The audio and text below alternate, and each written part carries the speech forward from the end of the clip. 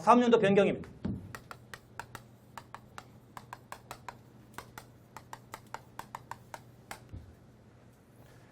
자, 정관에 정했어요. 대부분 뭐 필드에서 그러니까.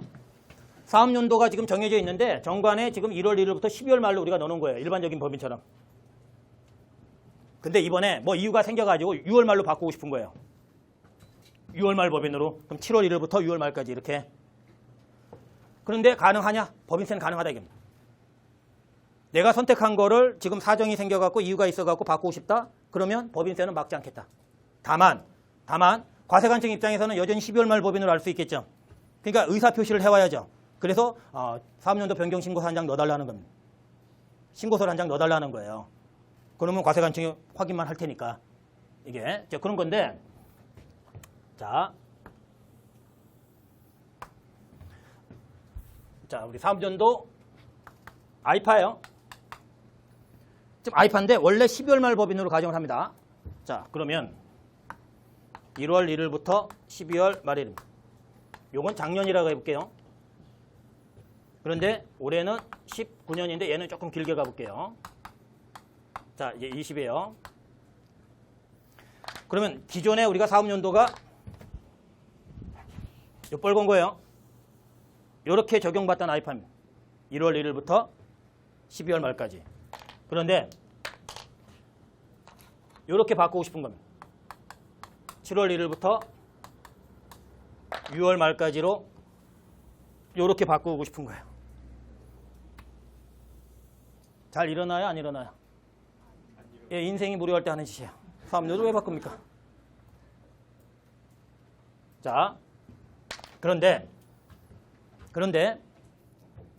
사업연도를 일단 이렇게 바꾸고 싶다고 가정을 해볼게요. 그러면 지금 과세관청 입장에서는 사업연도 변경신고서를 넣어달라는데 아이파를 너무 귀찮게 하지는 않겠다 이겁니다. 어느게 하면 가장 편할 거냐? 자, 2018년 12월 31일이 사업연도 종료일이니까 법인세 신고는 언제까지 해야 돼요? 3월. 이때 사업연도 변경신고서 한 장 추가해서 같이 넣어줘. 그게 당신네들 제일 편할 것? 아마도 이때까지 사업연도 변경신고를 해달라는 겁니다.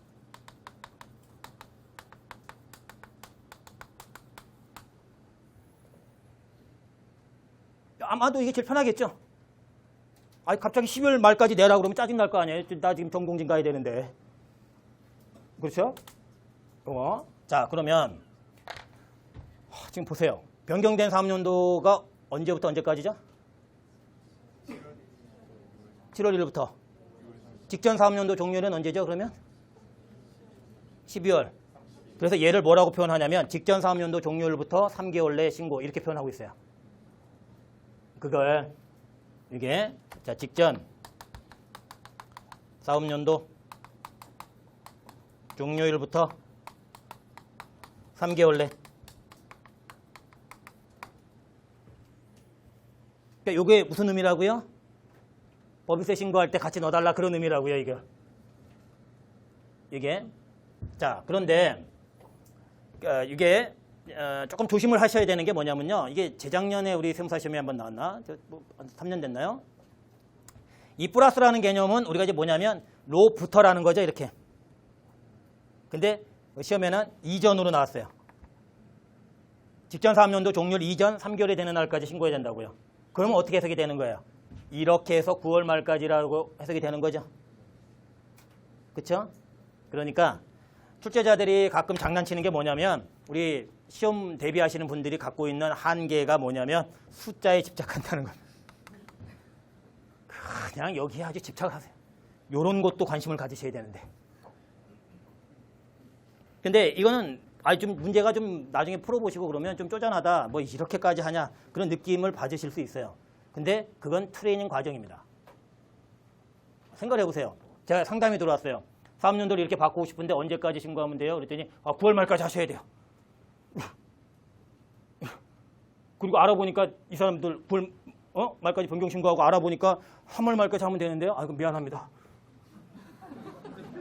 모를 수도 있지. 미안합니다. 이렇게 나오면 다 떨어져 나갑니다. 이거는 가산세가 없는 거라 그나마 다행이지. 가산세 있는 거를 잘못하면 물어줘야 돼요. 이게 그래서 그걸 트레이닝 시키는 거예요. 숫자도 중요하고 이전인지 이후도 중요하다고요. 이게 자 어쨌든 됐죠?